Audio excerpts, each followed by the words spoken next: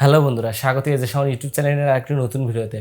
আর এই ভিডিওতে আপনাদের কয়েকটা পিসি বা ল্যাপটপের ট্রিক্স দেখাবো। আপনারা যারা কম্পিউটার বা ল্যাপটপ ইউজ করেন কিন্তু কনফিগার অনুসারে পারফরমেন্স পাচ্ছেন না, কম্পিউটার বা ল্যাপটপটা একটু স্লো মনে হচ্ছে, এই স্লো ল্যাপটপ বা কম্পিউটারকে একটু স্পিডি করে তোলার জন্য কয়েকটা টিপস আপনাদের দেখাবো।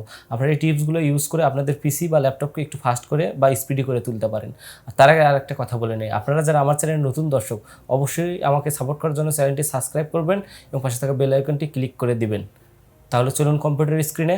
তো বন্ধুরা, আমরা চলে আসলাম কম্পিউটার স্ক্রিনে।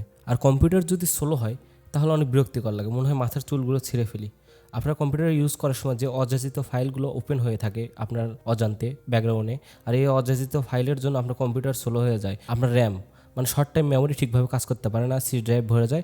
সাধারণত এইসব কারণে কম্পিউটার স্লো হয়। আর এইসব অযাচিত ফাইল কীভাবে ডিলিট করে সেটা দেখাবো।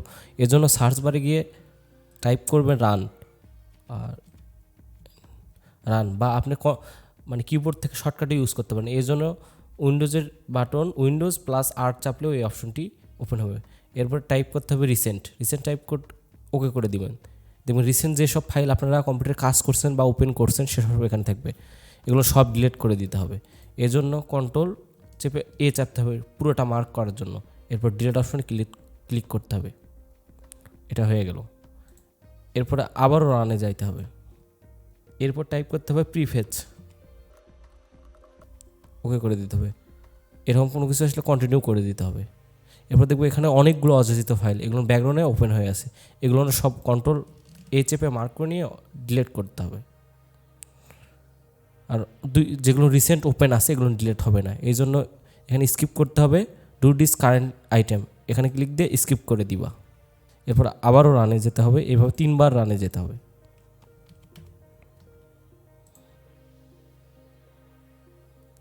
এরপর পার্সেন্ট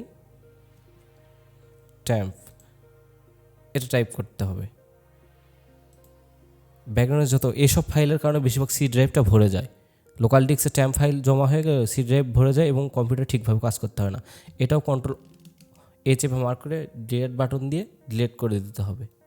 এটাও যেগুলো ডিলিট হবে না, রিসেন্ট যেগুলো ওপেন আছে এগুলো ডিলিট হবে না, এই জন্য do this for all current item এটা ওকে করে দিয়ে স্কিপ করে দিতে হবে। এটা ওপেন করে দিতে হবে। এরপর শুধু ট্যাম্প লিখবা, ট্যাম্প ওকে করে দিবা, কন্টিনিউ করে দিবা। এরপর যে ফাইলগুলো আছে এগুলো সি ড্রাইভকে ভরে ফেলে এবং র্যামের কাজ ঠিকভাবে করতে দেয় না, এই জন্য এটাও মার্ক করে ডিলিট করে ফেলে দিতে হবে। স্কিপ করে দিতে হবে, যেসব রিসেন্ট ওপেন আছে এগুলো ডিলিট হবে না, এগুলো ডিলিট হয়ে গেল। এরপর সব কেটে দিতে হবে। এরপর রান অ্যাপ্লিকেশনটা আবার ওপেন করে নিয়ে জাস্ট আর ট্রি এটা করে ওকে করে দিতে হবে। এরপরে রিসাইকেল বিনটা এমটি করে দিতে হবে। বন্ধুরা, সাধারণত আপনারা এই কয়টি জিনিস করলে আপনাদের যে ব্যাকগ্রাউন্ডের অযাচিত ফাইল ওপেন হয়ে থাকে কম্পিউটারে সেগুলো সব ডিলিট হয়ে যাবে এবং আপনার র্যাম মানে শর্ট টাইম মেমোরিটি ঠিকভাবে কাজ করা শুরু করে দিবে এবং আপনার সি ড্রাইভটা অনেকখানি স্পেস ফাঁকা হয়ে যাবে। তো বন্ধুরা, এই ছিল আজকের ভিডিও। আপনারা আপনাদের পিসি বা ল্যাপটপে এই টিপসগুলো ইউজ করে আপনাদের পিসিকে একটু ফাস্ট বা স্পিডি করে তুলতে পারেন। আর বন্ধুরা, আরও অনেক কারণে আপনাদের পিসি বা ল্যাপটপ স্লো হতে পারে, যেরকম জেনারেশন 10 জেন বা 11 জেন ল্যাপটপ বা পিসি যদি আপনারা কনফিগার করেন বা কিনেন তাহলে অবশ্যই আপনারা উইন্ডোজ 10 অপারেটিং সিস্টেম ইউজ করবেন। এটা কোনো ব্যাকডেটেড মানে উইন্ডোজ 7 বা উইন্ডোজ 8 এগুলো চালাবেন না, তাহলে ল্যাপটপকে অনেক স্লো করে দিতে পারে আর অনেক সময় সাপোর্টও করে না। আর বন্ধুরা, এছাড়া যেসব সফটওয়্যার আপনাদের প্রয়োজন নেই সেসব ডাউনলোড করে রাখছেন, হার্ড ড্রাইভে কখনও যেসব সফটওয়্যার প্রয়োজন নাই বা ইউজ কখনো করেন না কিন্তু ডাউনলোড করে রাখছেন এগুলো করবেন না। এছাড়া আপনারা ল্যাপটপ বা পিসিতে ইউজ করবেন অবশ্যই এসএসডি বা এনভিএমএ M.2, তাহলে আপনাদের পিসি অনেক ফাস্ট হবে। আর এইচডিডি এখন চলে, কিন্তু যাদের খুব অল্প পরিমাণে বাসাতে ইউজ করেন বা স্টোরেজ কম দরকার তারা অবশ্যই আমি রিকমেন্ড করবো আপনারা M.2 এনভিএমএ, যেগুলো রাইট এবং রিড স্পিড অনেক বেশি, এসব এসএসডি ইউজ করার জন্য, তাহলে আপনাদের কম্পিউটার অনেক স্পিডি হবে। আর একটা জিনিস ট্রাই করে দেখতে পারেন, আপনাদের অপারেটিং সিস্টেম যদি বেশি দিন ইউজ হয়ে থাকে তাহলে আপনাদের ল্যাপটপ বা পিসির অপারেটিং সিস্টেম যেটা ইউজ করেন না কেন সেটা ডিলিট করে ফেলুন এবং ব্যাকআপ যে ফাইলগুলো যেগুলো আপনাদের প্রয়োজন সেগুলো অন্য একটা হার্ড ডিস্কে রেখে হার্ড ডিস্কটা ফরম্যাট দিন। ফরম্যাট দিয়ে আপনারা নতুন করে অপারেটিং সিস্টেম রিইনস্টলেশন করতে পারেন। রিইনস্টলেশন করার মাধ্যমে আপনাদের দেখবেন ল্যাপটপ বা পিসি অনেকটা স্পিড হয়ে গেছে।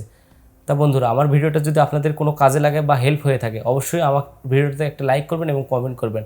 আর বন্ধুরা আমাকে অবশ্যই আমার চ্যানেলটা সাবস্ক্রাইব করবেন এবং পাশে থাকা বেল আইকনটি ক্লিক করে দিবেন সবার আগে নতুন ভিডিওর আপডেট পাওয়ার জন্য, তাহলে আমার একটু উপকার হবে। ধন্যবাদ সে পর্যন্ত।